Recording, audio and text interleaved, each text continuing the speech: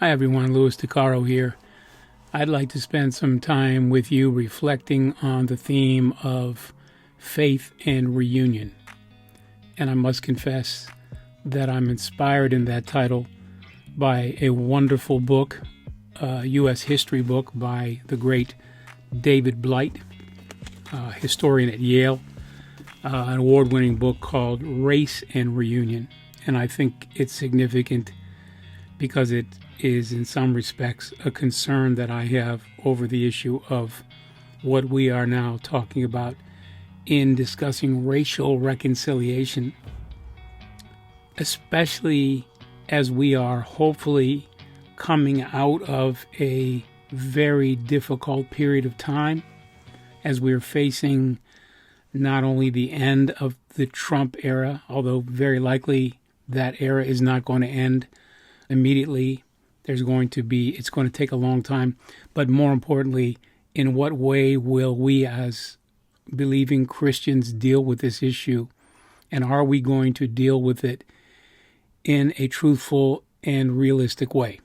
And that's what I want to kind of unpack tonight. As I said, I'm inspired by David Blight's book. I recommend it, especially if you like history. It's a very thoughtful book. And what Blight writes about is how the nation was reconciled after the Civil War. And what he actually shows is that in order for the nation to be reunited, that meant a narrative of being written that would bring the North and the South together, that would allow the former Confederacy, the rebels, to meet the former Northern soldiers, to meet them, and actually the old soldiers met on the battlefield of Gettysburg in the early 1900s, and they came across the battlefield, old men, and they joined hands. But the image of that, which seemed sweet and moving, entailed a politic, a reality, which was that in order for whites to be reunited, a price had to be paid. And the price that had to be paid was that the interests of the formerly enslaved community had to be subordinated to the interests of the nation. And I think that's important for us to recognize. Racial reconciliation is a term that has always been sticky and problematic for evangelicals. Particularly when I say evangelical, think majority white people. This has always been a problem. We have seen efforts to do racial reconciliation. The most recent was at the end of the last century with the Promise Keepers, and it did not work. And the reason it did not work was because the white participants got very quickly tired of talking about race and racism. And the black participants got tired of seeing this phenomenon. And there was a withdrawal. In fact, Promise Keepers sort of collapsed, and then it was restarted in the beginning of the 21st century. But when it was restarted, it did not take on the issue of race anymore. And that's because ultimately, in order for Promise Keepers to be reinstated, it had to abandon any strong conviction about racial justice and the pursuit of racial reconciliation. That is not a surprising story. It's a sad story, but it's not surprising.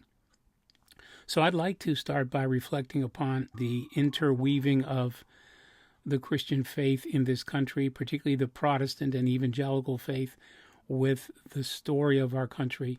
Very briefly, this is not a detailed thing. I'm not going to do a lecture, but I think it's important for us to reflect upon the fact that when we're talking about racial reconciliation, we are laying our hands upon issues that are so tied into matters of power and perception for many white evangelicals, and that this is nothing new, and why it is so difficult, and why it poses particularly a problem for whites who want to be involved in racial reconciliation is because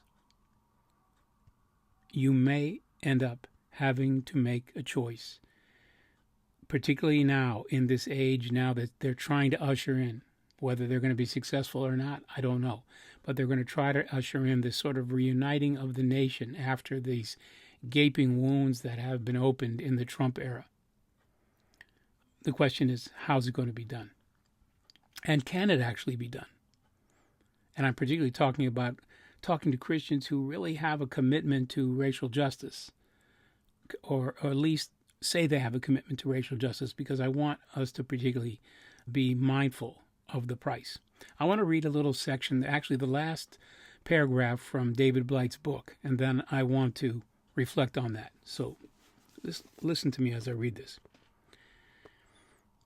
And so it was that in 1913 to 1915, Civil War memory was both settled and unsettled.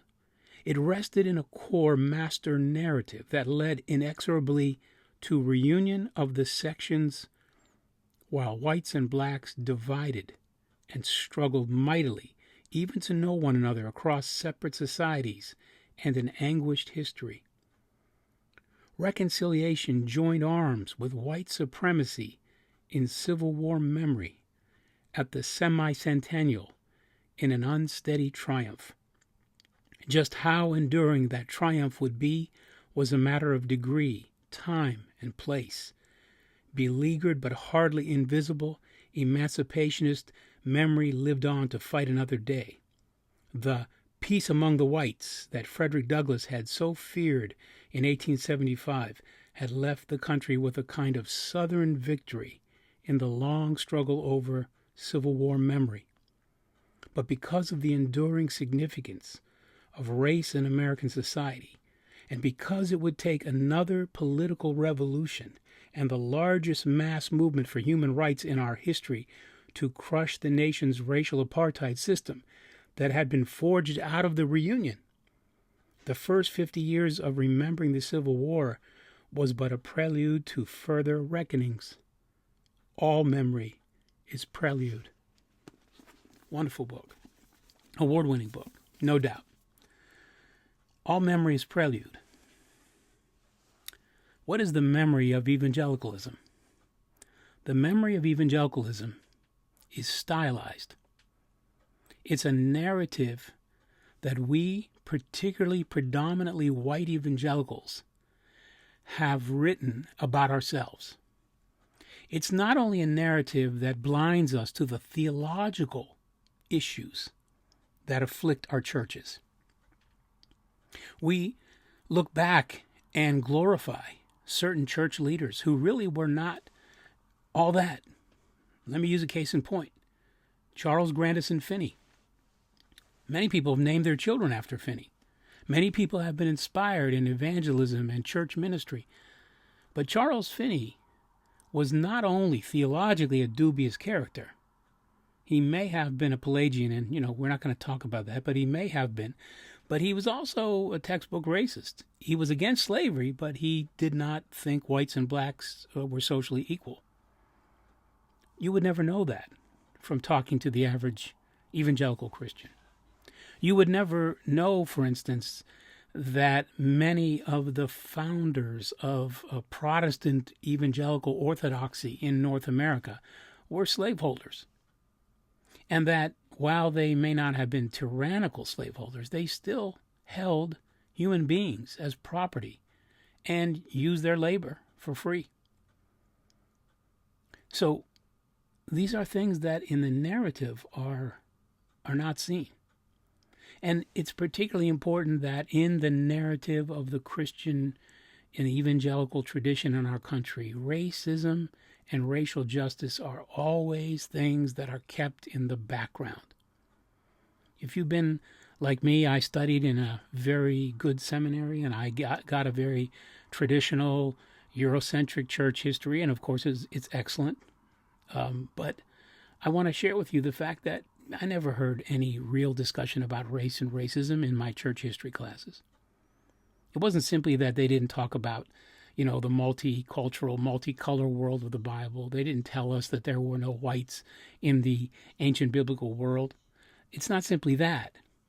It's that the more directly influential period of the history of the church, which, particularly in North America over the past centuries, is so deeply embedded in a racial, racist narrative, but no one ever talks about it. And so, anytime we come to the issue of racial justice in this country, we either don't want to talk about it, or we talk about it as if we have to stylize it in some way. Or if we seem like we're going to take the gloves off and get serious about it, it doesn't last long. And that's because this nation is deeply embedded in a real story. And this has obviously implications for the larger political arguments that are going on. Now, I am of the opinion, and I, without apology, that the whole issue of Make America Great Again, and this is now pedestrian knowledge, that the whole history of Make America Great Again has evoked great passions from people who are disturbed because they do not like what they're hearing going on. And so they blame it on socialists and liberals and communists. But what it really is coming down to is this. Anyone who talks about the realities of this nation's founding and do not abide, don't stay within the white lines in the story, are considered to be anti-American. And so this idea of Make America Great Again, it's no mistake that Betsy DeVos, who was Trump's director of education on the cabinet, that she was promoting, ideas that were to suppress any sort of criticism of the United States and its history. Now, from a Christian standpoint, and she's supposed to be a Christian, but from a Christian standpoint, we understand that we have a prophetic duty to tell the truth. And yet this has been an area where we have never told the truth and where we have been very, very hesitant. As a matter of fact, most people who style themselves as prophets and who style themselves as great revivalists and leaders in the church have avoided these things. The one who came close to touching it, but then he got burned by the fire and he pulled back and never went back again, was Billy Graham. Billy Graham began to challenge segregation in the 1950s, and then when it got too hot for him, he pulled away, and then he went to the right, to the far right, actually. So we know that this is an ongoing issue, but it's not just a 20th century issue. It's an issue that goes all the way back. I was remembering what happened in Kansas in 1856. This sounds like dusty old history, but stay with me. What happened in Kansas in 1856 was that this was when the United States was expanding into formerly Indian land. They had taken the land. They were expanding into new territories. They went into the Northwest Territory. They were starting to cut out states. So what the United States did in 1854 was to do away with what was called the Missouri Compromise. And the Missouri Compromise was simply this, from 1820, that every time a slave state was brought into the Union, they had to make a free state. And every time they made a free state, they had to make a slave state. So they wanted to keep this parity between the slave states and the free states. So this was this agreement in evil, right? A compromise in evil. That's what it was. But in 1854, the Democratic Party, which is really today the Republican Party, decided to change that. And they came up with this idea of popular sovereignty. Now, popular sovereignty meant that the settlers would go into these new territories and then they would vote. And if the majority of settlers were for slavery, then it would become a slave state. And if the majority were not for slavery, then it would be a free state. Now, Nebraska came in and everybody pretty much accepted the fact that Nebraska would be a free state. The South was looking at Kansas. But the Northerners went to Kansas too. And when the Northerners won the popular sovereignty contest, the South began to react. Now, even though they had made the rules, and they had made the rules with the confidence that they were going to take Kansas by popular sovereignty, when they lost, they started to use terrorism. They started to invade the Kansas Territory from Missouri and from the Deep South, and they were carrying banners that said the sovereignty of the white race. They were coming in. This is before the Confederacy, but these were definitely rebels. These were the people that became the Confederacy, and they came into Kansas and they used terrorism and they broke into and destroyed Free State towns, and they killed Free State men, and of course eventually Free State people had to fight back, and that's when it became Bleeding Kansas. And it was a very ugly period. Some people say it was really the real beginning of the Civil War in the 1850s. That ultimately became the whole nation's war in 1861. Why am I saying this? Because it's reminiscent to me of the fact that we have recently seen the spirit of these border ruffians, as they were called, the spirit of these pro-Southern people who said they believed in democracy, but when it came down to their special interests and they lost, they got violent. What we recently saw in the nation's capital was not a protest. It was a border ruffian action. It was a militant, terroristic march that was not satisfied to be a demonstration, but intended to invade the nation's capital. They broke into the nation's capital. They were violent. They were destructive. This is exactly what we would call border ruffian behavior. Now, not everybody in the group not everybody in that mass of rebels were violent people, but they went along with it. They went into it. They were illegally occupying this Capitol building, and the worst of them did violence.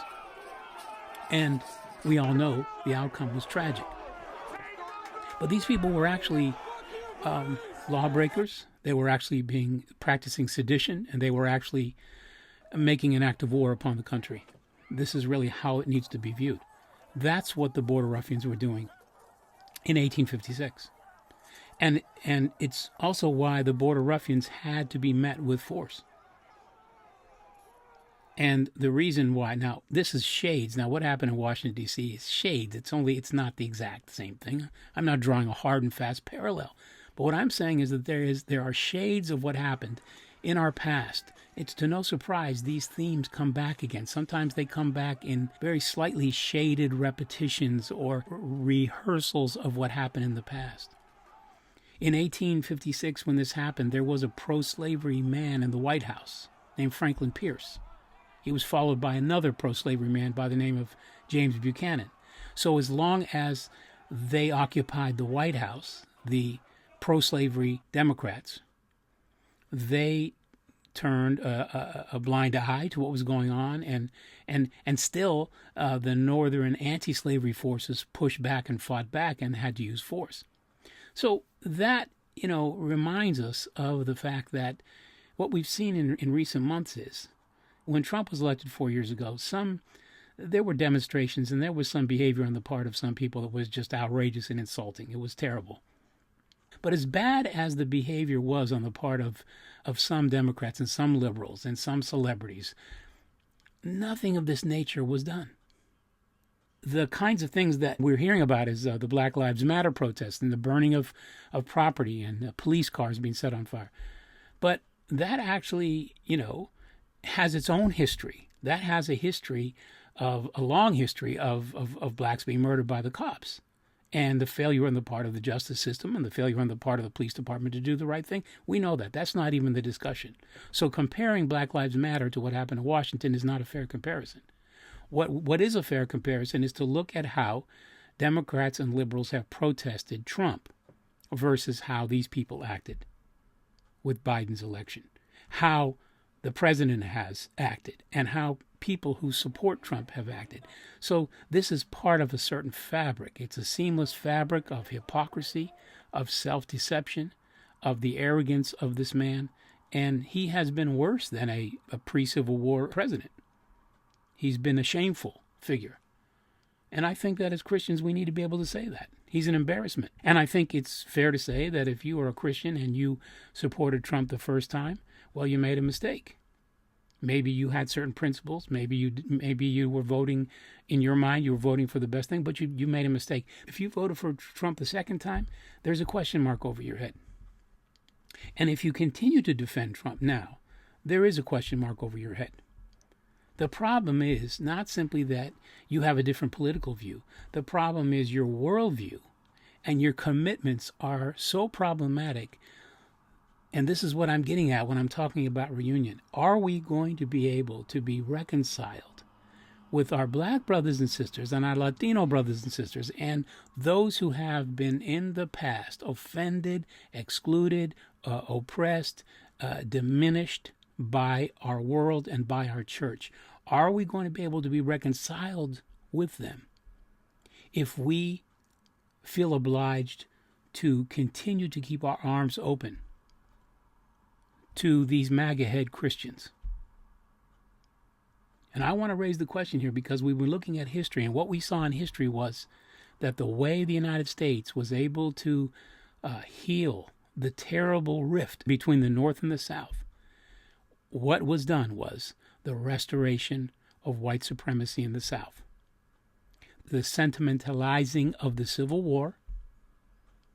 Yes, they accepted Lincoln, but they also made Robert E. Lee into a hero. That's why you have all these cities and places named through the country named for the Confederates. That's why we have military bases named for Confederate officers. All these were little gifts that the North was willing to give to the South. But the biggest gift that the North gave to the South was Jim Crow. Take the Union troops out of the South, leave the poor black people once again in the hands of white racists who formerly were their slaveholders and now don't value them as property. So they can lynch them and kill them and terrorize them and destroy their good work so that they can oppress them. And all the while, the evangelical church is functioning. All the while, the Christian church in this country is part and parcel of this history.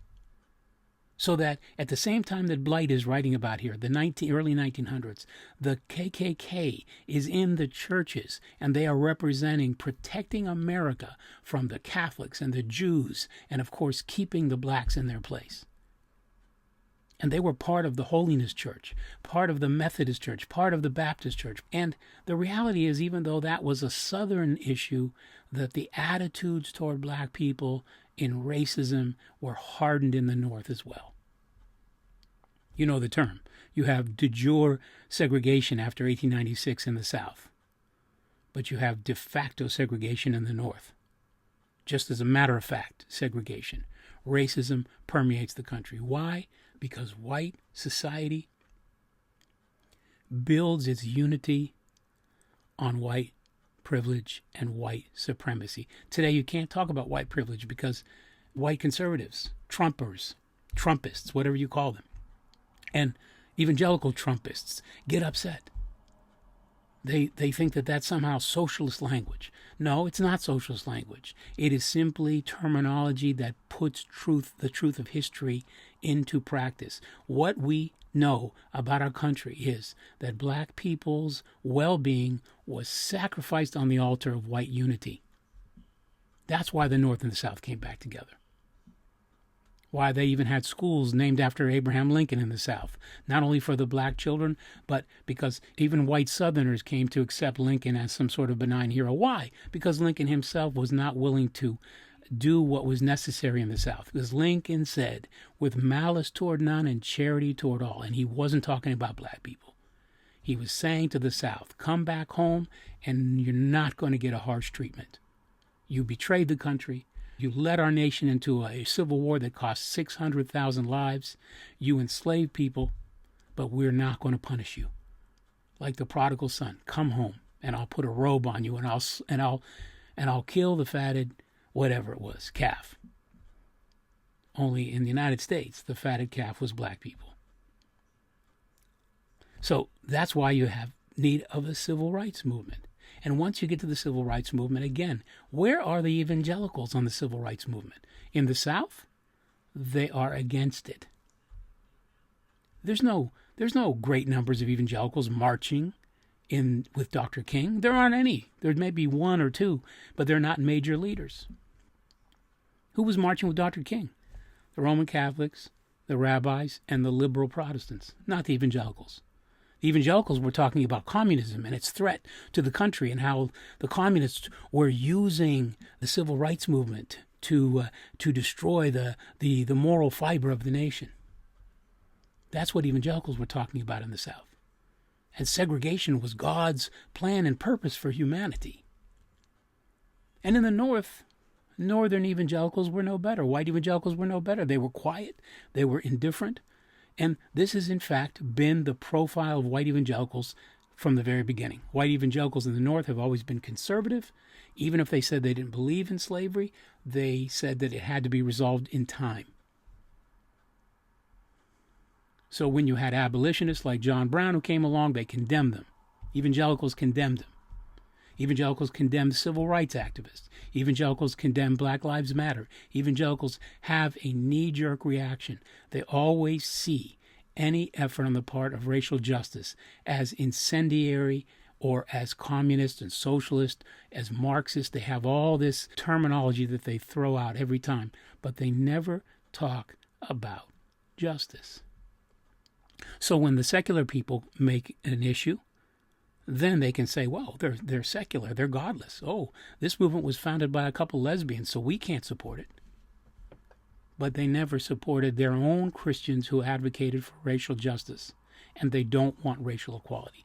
They don't want racial equality unless it is defined by the prerequisites of the evangelical context, which sadly is very much the same as the MAGA head Trump realities. In other words, most white conservative Christians have more in common with their white non-believing brothers and sisters than they have in common with their black brothers and sisters and their brown brothers and sisters who love Jesus. This is Christian talk. I can't address the whole nation, but the reality is that there's more white solidarity when it comes to politics. There's more solidarity between white Christian infidels and white nominal Christians and born-again evangelical Christians than there is between black and white Christians. And that's not the black Christians' fault. That's the nature of things.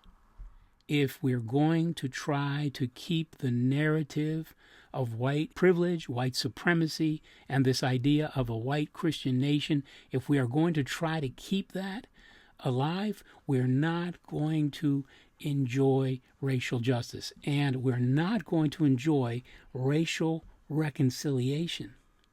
We're not going to enjoy racial reconciliation if we find ourselves in a place where we have to choose between making peace with our Trump conservative Christian brothers and sisters and trying to hang on to what we call racial reconciliation. It will not work. It will not work. I am not advocating warfare or having malign attitudes toward Trump Christians, but what I'm saying is if they're Trump conservative Christians and they are in denial about things like systemic racism and racial injustice, if they're indifferent to the things that matter to our brothers and sisters who are struggling for justice, you cannot have an alliance with them. If you do, you're going to fail at racial justice. You're going to fail at racial reconciliation. Look, I'm not black, and I don't speak for black people, but I can tell you that they know history. Many times they have a sense of history much better than white evangelicals do, because they understand what this nation has done. And so what I'm saying is if you want racial reconciliation, you're going to have to make a choice. This is a critical time. In the name of the love of Jesus, don't make compromises with people who don't love justice, who are not willing to tell the truth. Do not buy into the myths and the lies upon which this nation was founded. Tell the truth. It doesn't mean this nation doesn't have value. It doesn't mean this nation doesn't have its greatness. But let's tell the truth about the nation as it is. And let's tell the truth about this pervasive sin of racism and what it has done to human life. If you really are pro-life, you got to be pro-life the whole way. I'm not saying anything you don't already know.